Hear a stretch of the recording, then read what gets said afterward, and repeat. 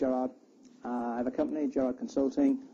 I'm a practicing testing consultant, author, and I do a lot of training and coaching. And I'm here to talk about taking the Iseb Foundation Certificate exam.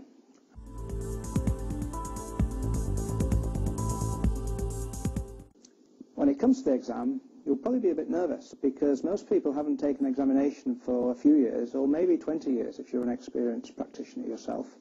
So it's natural to be nervous. So these are my top half dozen tips for the exam itself.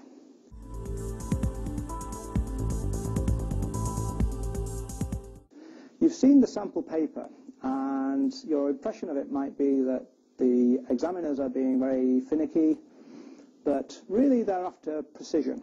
They're testers. They act and behave just like you would if you were testing a piece of software. They want precision.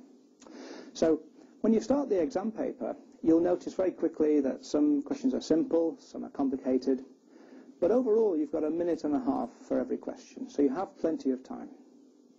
What tends to happen is you encounter a simple question and you answer it in seconds, and then the next one might be complicated and you can get bogged down and stuck with it. So if you do encounter a difficult question in the first few minutes, just leave it and come back later until you've kind of calmed down and got your wind, if you like.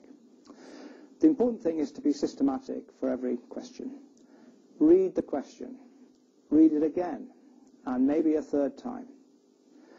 The reason for that is I've lost count of the number of people who come out of the exam where people get in a hurdle and they say, the configuration management question, yeah, C, C, C, C. Oh, I had C, but I changed it to B. Be very careful that you understand why you change an answer. Be very careful that you understand what the question is actually asking. If you're stuck, what tends to happen is you tend to revert back to your own experience. But you have to be very careful with that because your experience might not match what's in the syllabus. So if you do get stuck, firstly ask, what was in the course? What was in the syllabus?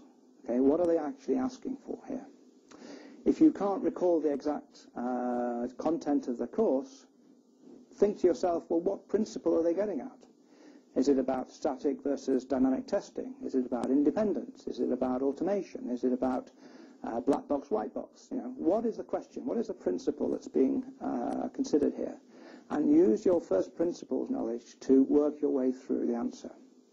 So be systematic in the complicated combination questions where you have to do, each answer is a combination of trues and falses. Work through every statement, tick it true, false, or don't know.